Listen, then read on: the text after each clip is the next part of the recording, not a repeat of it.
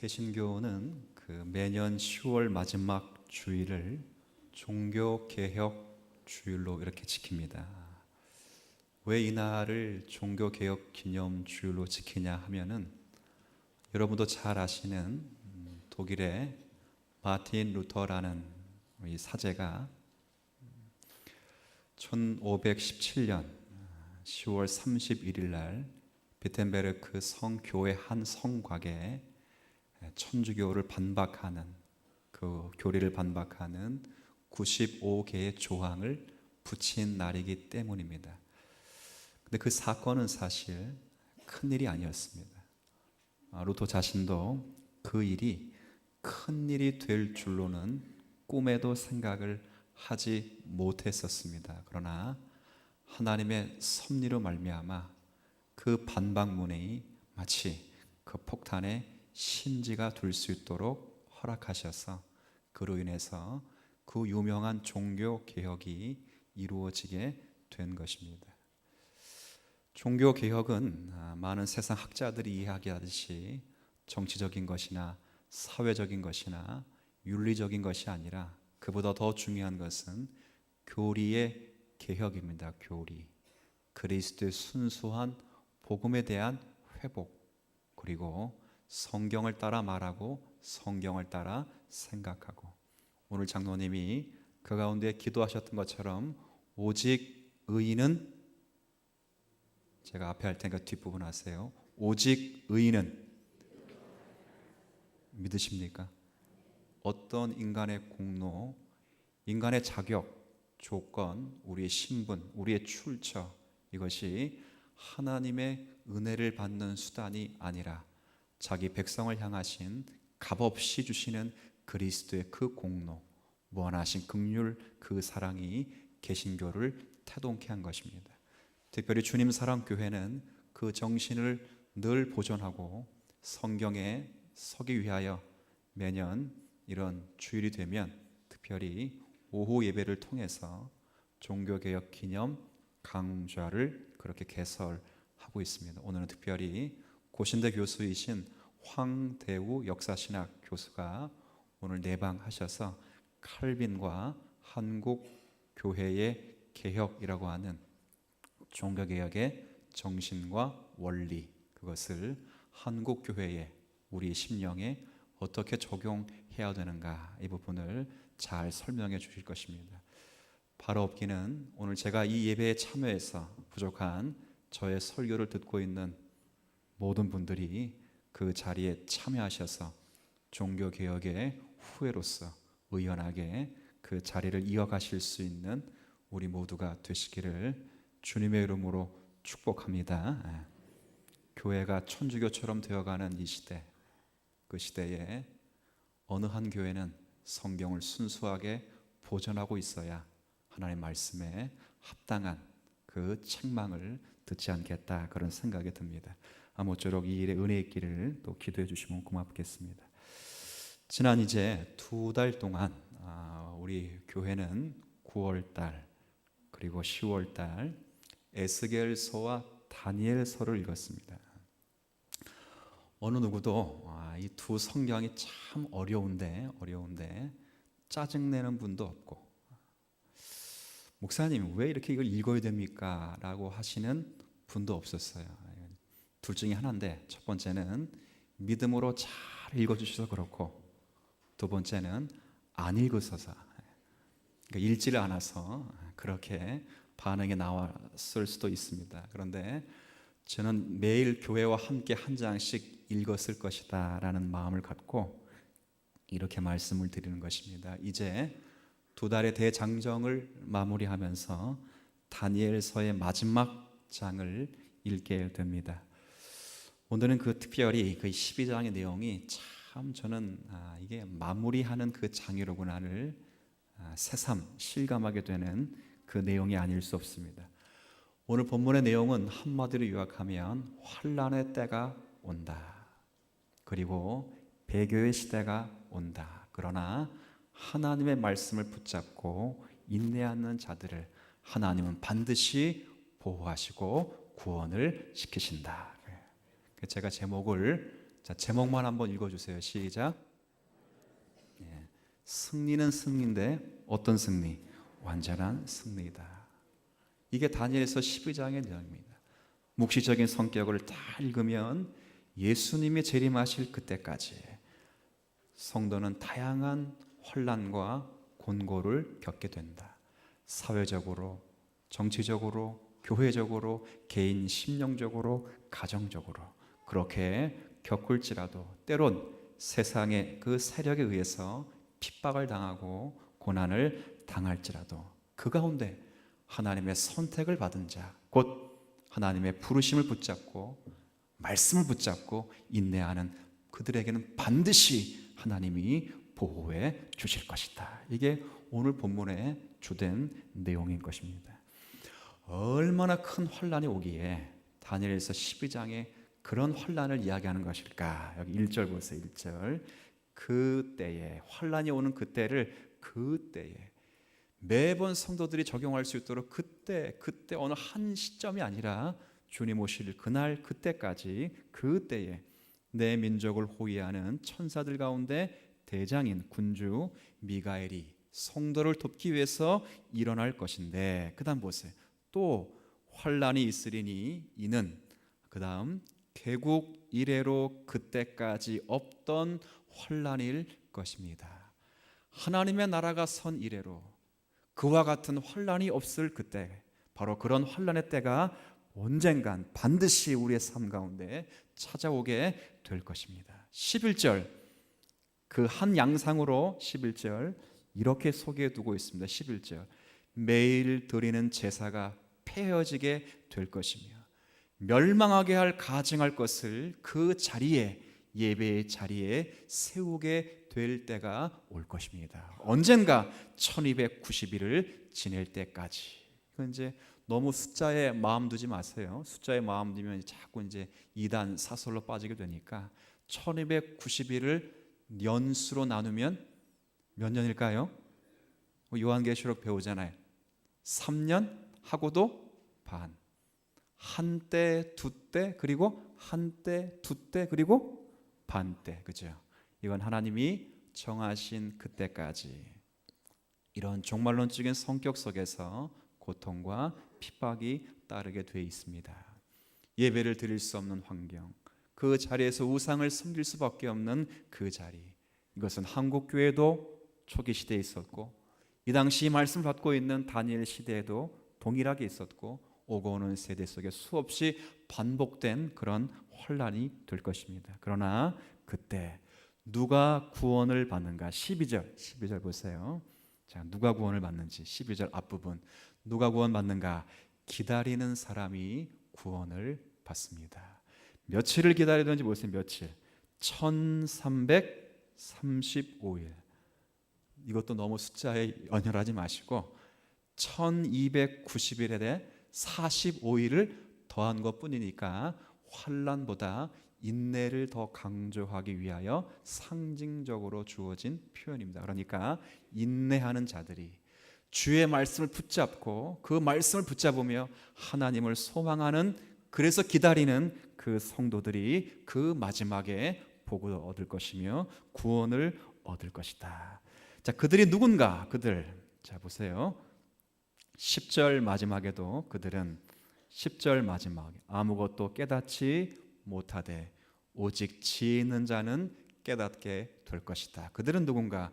지혜 있는 자며 기다리는 그들이다. 자, 이들을 이제 1절로 확인하면 아주 쉽고 판명하게 이렇게 기록해 두고 있습니다. 1절 중간에 이는 개국 이래로 그때까지 없던 환난일 것이며, 같이 읽습니다. 시작. 그때에 내 백성 중 모든 자가 구원을 받을 것이다. 자, 기다리는 자, 지혜로운 자, 인내하는 자, 말씀 붙잡는 자, 하나님을 소망하는 자, 그들이 누구라고요?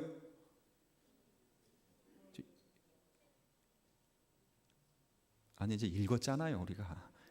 자, 1절에 그들이 누구라고요? 책에 기록된 모든 자. 책은 무슨 책이에요 그때? 그러면 요한계시록 보면 생명책. 좋습니다. 쉽게 설명하면 하나님의 선택을 받은 모든 자들이, 그 환난의 때를 만날지라도 오히려 그 환난을 통하여 성도라면 주님과 함께 하심으로 주님을 붙들게 될 것이고 인내하게 될 것이며 정결케 될 것이고 하나님을 소원하여 지혜를 깨닫게 될 것이다. 누가 하나님의 선택을 받은 자들이, 그런 자들이 그런 환난이 오면 하나님이 그들과 함께 하셔서 그들이 말씀 붙잡고 하나님을 소원하도록 하나님이 말씀하시는 것이죠.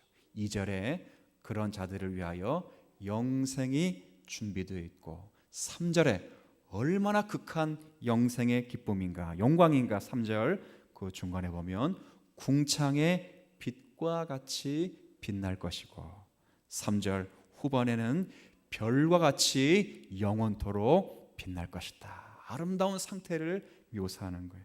근데 3절에도 그들이 누군가? 지혜 있는 자요 많은 사람을 옳은 대로 인도하는 그런 사람. 그런 사람이 누구라고요? 하나님의 선택을 받은 사람이다. 그리고 그들을 반드시 보호해 주실 것이다. 이게 무슨 말인가? 우리가 뒷부분을 읽고 앞부분을 읽었어요. 이런 말이 아닙니다. 환난의 때가 오면 끝까지 남는 자를 하나님이 구원하신다, 이 말이 아닙니다. 환난의 때가 오면 내가 천사의 장인 미카엘을 보내서 나를 대신하여 성도와 싸우게 하실 것이고 그 성도가 그 환난 속에서 이길 수 있도록 힘을 주실 것이며 그 성도로 하여금 환난 가운데도 말씀 붙잡고 주님을 소원하며 그리스도의 공로를 의지하여 승리하도록 내가 그들을 붙들어 주리라. 그들에게 영생이 있느니라. 그들은 하늘과 같이 빛날 것이요 별과 같이 빛나게 될 것이다. 오늘 말씀이 그 말씀입니다. 잘 살아남으면 내가 봐서 요 놈은 죽고 요 놈은 살았네, 산 놈 내가 별과 같이 빛나게 할 것이다. 전도 많이 한 사람, 마치 옳은 대로, 이거 전도 많이 한다는 말 아니거든요. 그럼 전도 많이 한 사람 내가 별과 같이 빛나게 할 것이다, 아닙니다. 내가 너희와 함께하여 그 자리에 있을 것이다. 그러나 환난조차도 소망을 만들어 낼 것이며 나를 붙잡도록 내가 너희들과 언제나 역사할 것이다, 이거죠. 이 말씀이 4절로 이렇게 마무리됩니다. 다니엘아, 마지막 때까지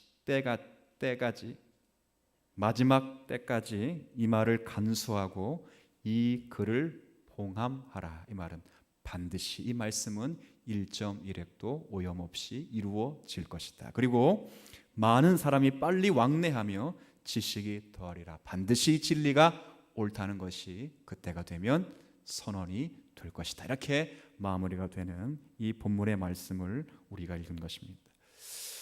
결국 이제 다니엘서를 마무리하면서 하나님께서 강력하게 우리에게 말씀하시고자 하시는 것이 분명해진 것입니다. 그게 뭐냐? 성도의 구원은 확실하다.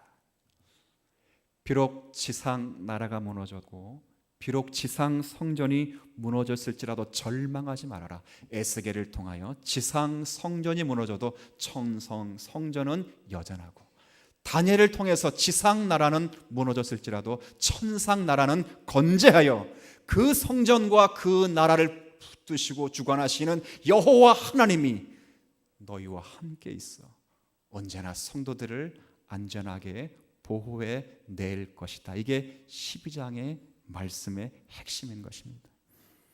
배교의 시대에 사탄이 그리고 적 그리스도가 성도를 참소하고 교회를 핍박할지라도 성도는 반드시 승리를 할 것인데 그 승리가 하나님으로부터 보장되어 있다. 이 말이 다니엘서 12장의 가장 중요한 핵심인 것입니다. 오늘 이 핵심, 이 확증을 제가 동시대에 쓰여졌던 선지서 한 군데를 읽고 제가 말씀을 이어가도록 하겠습니다. 스가랴 성경을 한번 가보시면 좋겠습니다. 스가랴 성경, 구약 성경 가운데 끝에서 두 번째입니다.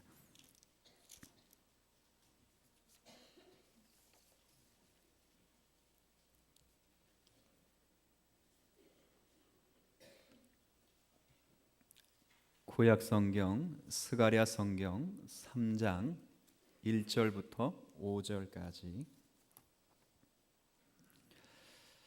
자, 구약 성경 스가랴 성경 3장 1절부터 5절. 제가 가진 구약 성경은 315쪽입니다. 315쪽. 죄송합니다. 1315쪽이죠. 스가랴 성경 3장 1절부터 5절까지 한번 같이 읽어주세요. 시작. 대제사장 여호수아는 여호와의 천사 앞에 섰고 사탄은 그의 오른쪽에 서서 그를 대적하는 것을 여호와께서 내게 보이시니라. 여호와께서 사탄에게 이르시되 사탄아 여호와께서 너를 책망하노라. 예루살렘을 택한 여호와께서 너를 책망하노라.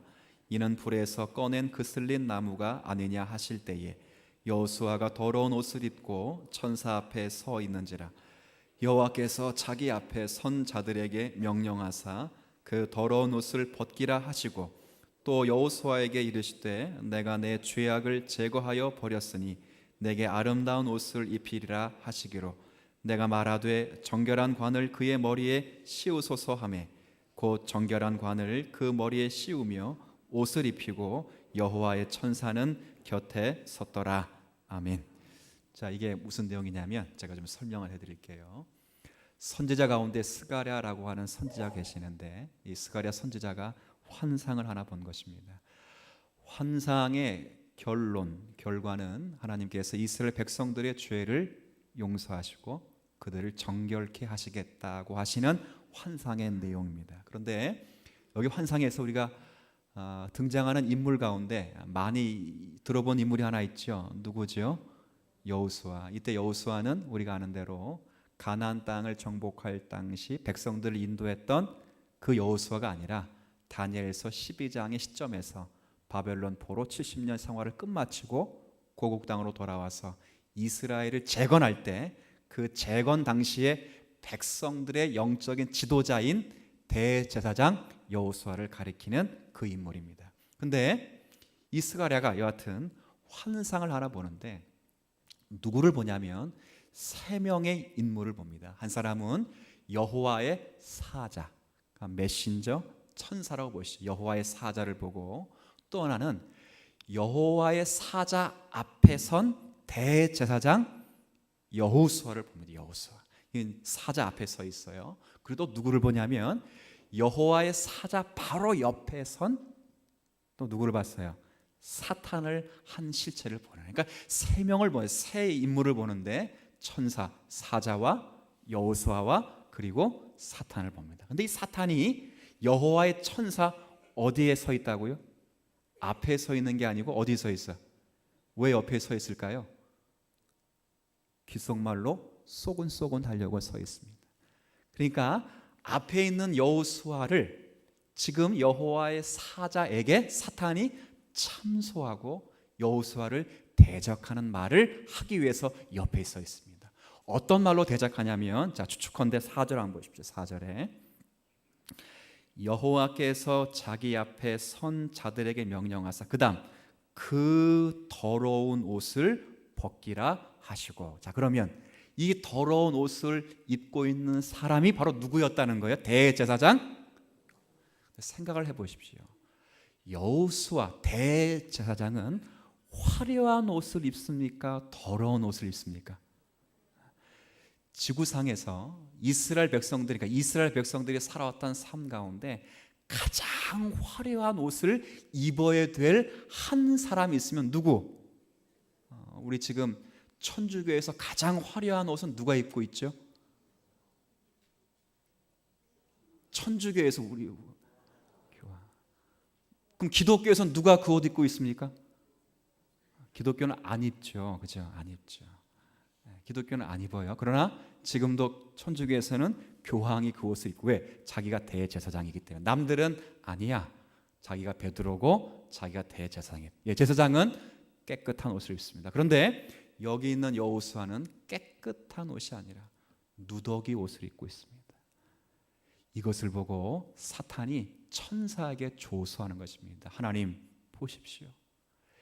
이 이스라엘 백성들이 깨끗한 옷이 아닌 더러운 옷을 입고 있습니다.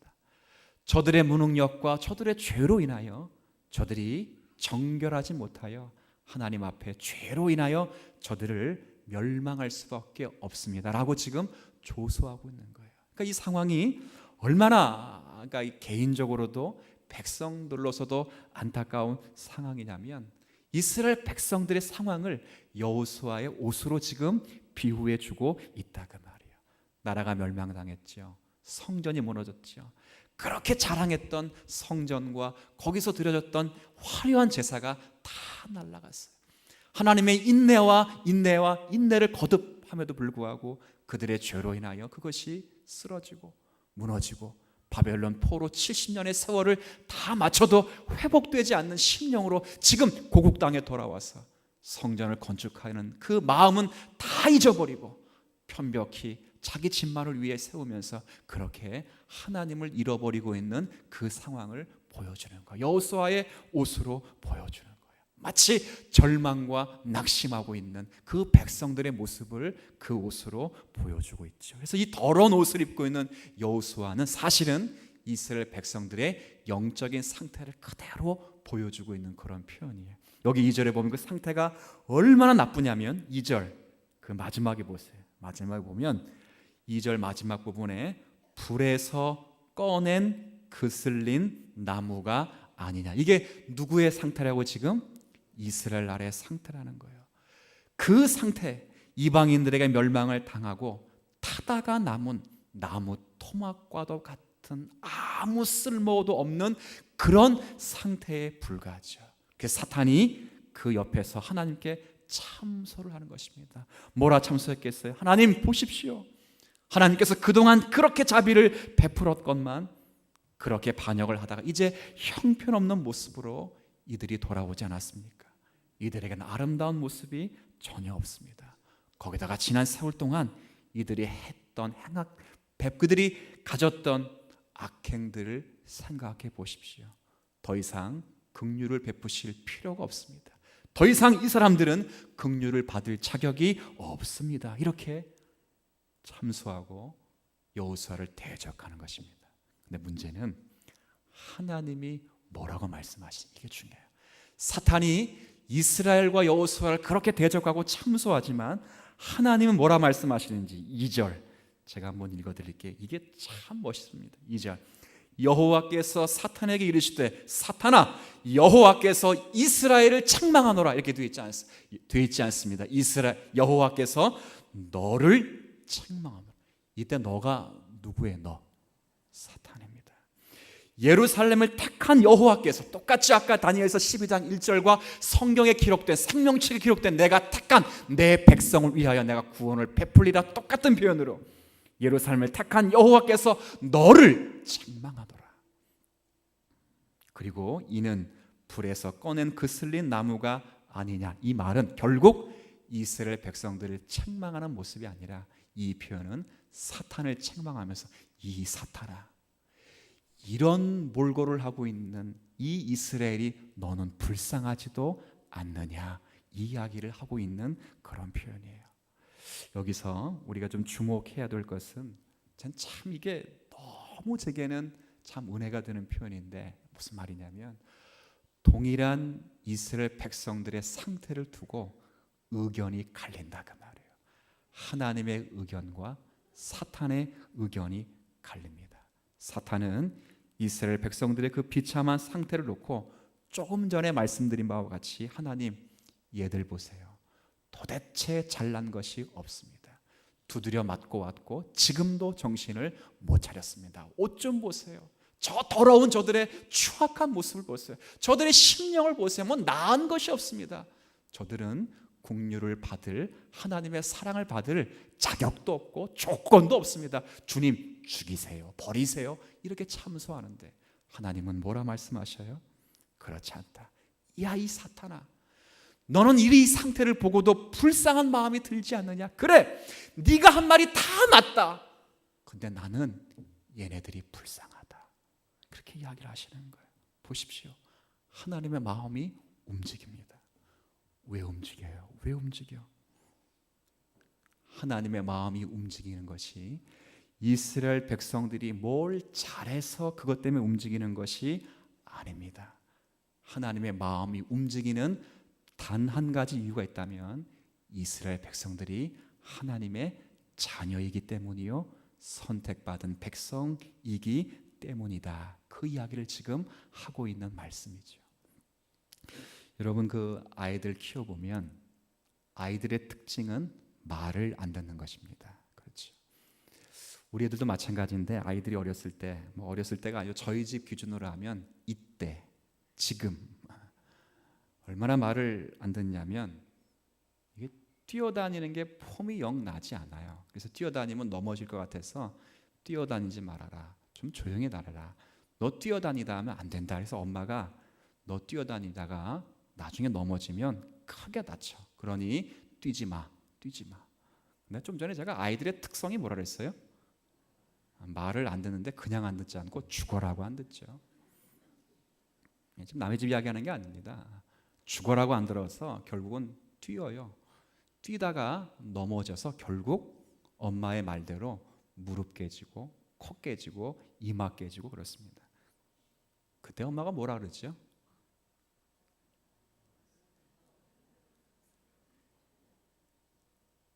사탄처럼 하지 않습니다. 내가 네 그럴 줄 알았다, 이 새끼 봐라, 안 그럽니다. 안타까워하죠. 자기 말을 안 들어서 넘어진 그 아이를 불쌍히 하나 안아주지요. 안타까워하지요. 왜요? 왜? 자기 새끼니까. 아시겠습니까? 제 남동생 한번 이야기했죠. 어릴 때 얼마나 개구장이었는지. 친구들하고 점심 드셔야 되는데 죄송한 이야기 한번 할게요. 옛날에는 공동 화장실이 있어가지고 그 공동 화장실에 이게 이제 그게 이제 이게 변을 모아둔 그 자리가 되면 딱지가 않습니다. 딱지가.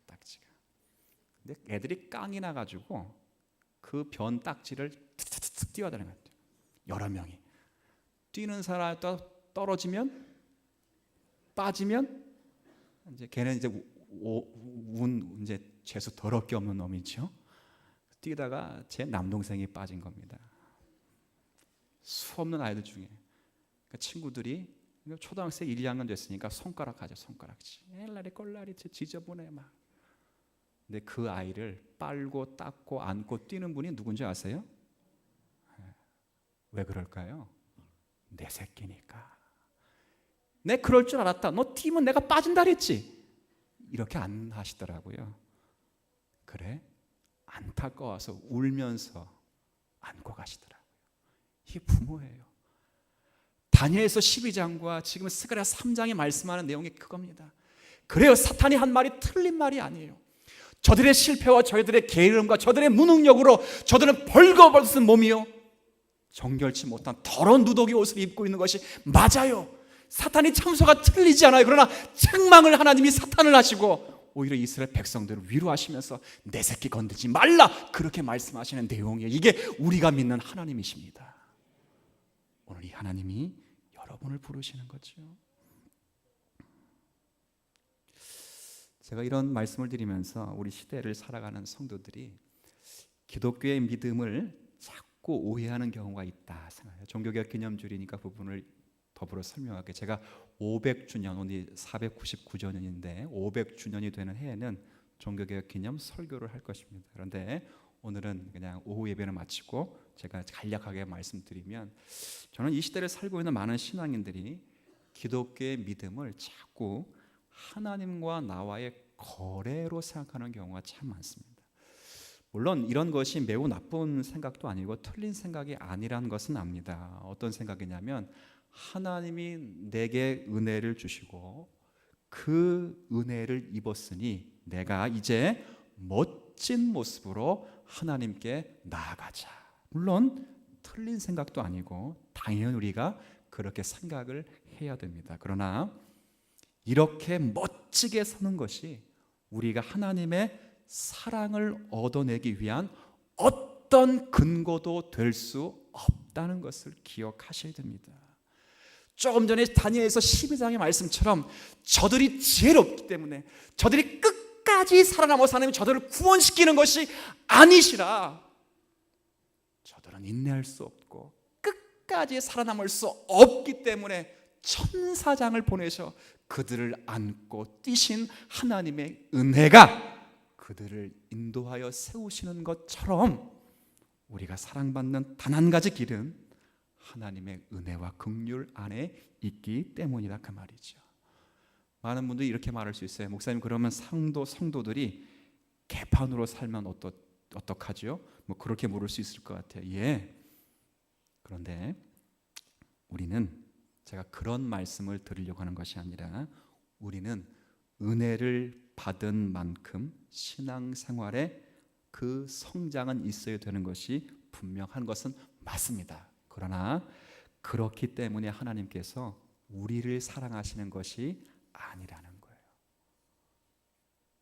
내가 하나님을 믿었기 때문에 하나님이 우리를 사랑하시는 것이 아니라 하나님이 우리를 사랑하시기 때문에 우리에게 믿음을 주시는 것입니다. 오늘 이 본문이 이야기를 하는 거예요. 우리가 아직 죄인 되었을 때, 우리가 아직 원수 되었을 때 그 아들 예수 그리스도를 우리를 위해 보내시고 그를 죽이심으로 우리에 대한 하나님의 사랑을 확증하셨다. 언제? 죄인 되었을 때, 원수 되었을 때. 우리에게 기초가 없어요. 믿음이라고 하는 것은 하나님이 계신 것과 그가 자기를 찾는 자들에게 상 주시는 이심을 믿어야 되는 것입니다.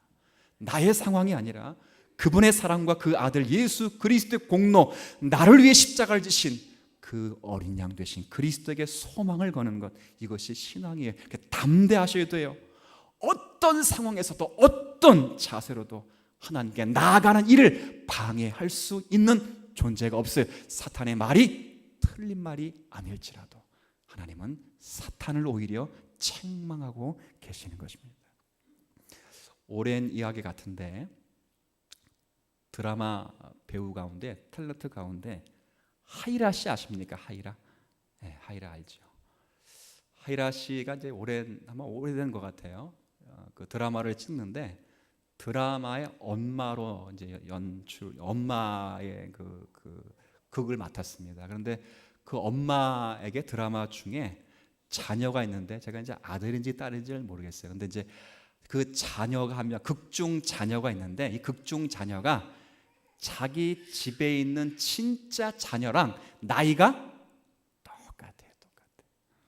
그래가지고 이 극중 자녀가 있고 또 집에 진짜 자녀가 있어요. 문제는 극중 자녀를 보면 마음이 힐링이 되는데 진짜 자녀를 보면 답이 안 나온다는 거예요. 이게 문제예요. 그래서 이야기를 하는 거예요. 이 극중에 있는 자녀는 얼마나 예의가 바른지 올 때마다 인사하고 추워도 춥다 안 그러고 예의가 얼마나 바른지 몰라요. 품행도 바르고 인사도 잘하고 예의가 참 발라요. 근데 그런 애를 하루 종일 보다가 집에 가면 답이 안 나와요. 답이. 울고 떼쓰고 눕고 짜증내고 꼬집고 우리 집 이야기하는 거 아닙니다. 답이 안 나와요. 그러면서 진짜 자녀가 가짜 자녀의 반만 따라와도 좋겠다. 그런 내용 인터뷰하는 걸 봤어요. 제가 그런 생각했습니다. 무슨 생각을 했냐면 제가 무슨 생각했을까요? 집에 있는 진짜 자녀가 철이 없는 것은 그 사람이 하이라 씨의 진짜 자녀이기 때문입니다. 이해되세요? 무슨 말인지 아시겠습니까? 철이 없는 것은 자녀의 특권입니다. 왜요? 가짜 자녀는 철이 없으면 버림받거든요. 아시겠어요? 가짜 자녀는 철이 없으면 아웃당합니다. 진짜 자녀는 철이 없어도 아웃 안 당하는 걸 압니다. 이게 믿음입니다. 아닌 것처럼 표정을 지으시는데요.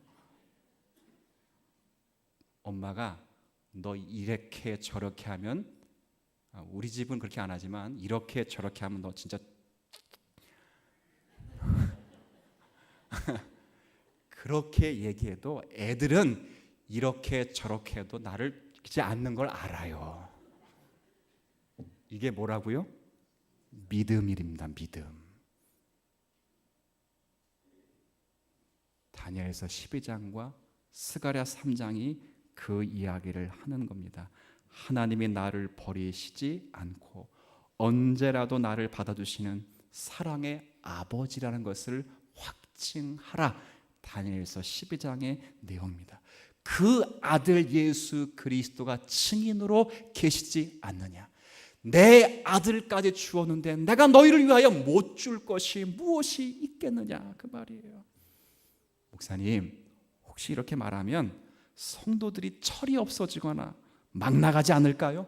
예, 막 나갈 수 있어요. 원래 사람들은 호의를 오해하는 경우가 참 많고 이용하는 경우가 많기 때문에 그럴 수 있어요. 그래도 포기할 수 없습니다. 이게 포기되는 순간, 혹은 여기서 어떤 조건도 인간의 편으로 끌어오고 넘어오는 순간 하나님 앞에 사람은 나아갈 수 없습니다. 왜요? 복음이 율법으로 대체되기 때문에 그렇습니다. 이게 천주교입니다. 이걸 돌이킨 것이 종교개혁이고, 여러분 중에 누가 어느 한순간이라도 나는 완벽하게 삶을 살았습니다 라고 말할 수 있는 성도는 아무도 없습니다. 다 우리는 하나님의 긍휼을 의지하며 삽니다. 그렇기 때문에 내가 하나님께 나아가는 것, 나 자신의 연약함조차도 막을 수 없습니다. 신앙생활하면 늘 느끼는 게 뭐예요? 좀 제가 물어보죠. 저만 그렇게 느끼는 건지. 신앙생활 하면 할수록 자신이 있어집니까? 자신 없어집니까? 아마 제가 순복음교회 목사님이라면 다 자신 있으라고 말씀할 텐데, 예, 자신 없어지죠. 왜 자신 없어지죠? 나의 삶도 환경도 바뀌지 않고 세상도 바뀌지 않고 내 자신도 딱히 변한 게 없는 것처럼 보이지요. 당연하죠. 네 집 자손들인데. 당연하죠. 그런데 그런 상태에서도 성도의 소망은 우리 자신에 걸지 않고 오직 하나님께만 거는 것입니다. 나를 사랑하시는 아버지, 그 사랑을 위하여 십자가를 지시고 우리를 위해 죽으신 그리스도 예수에게 소망을 겁니다. 아무리 제가 여러분들이 지난 세월 동안 잘못을 했을지라도, 예배를 잘 못 드렸을지라도, 그동안 하나님께 잘한 것이 아무것도 없을지라도 괜찮습니다. 하나님은 자기를 찾는 자에게 상을 주시는 분이십니다. 우리가 원수 되었을 때 우리를 위하여 아들을 보내셨습니다. 이것이 우리가 믿는 은혜의 자리입니다. 우리가 평생에 붙잡아야 될 것, 그거죠. 나는 하나님의 선택을 받은 사람들이다. 이 선택으로 인하여 우리를 지혜롭게 하실 것이며 우리를 하나님의 은혜의 사람으로 바꿔내실 것이기에 그분의 말씀 붙잡고 그분의 은혜를 구하면 될 것이다. 이게 신앙의 원리인 것입니다. 제가 한 절만 읽고 설교를 끝날 것인데, 다시 다니엘서로 한번 돌아와 보시면 좋겠습니다. 다니엘서 9장을 한번 좀 가보시죠. 9장.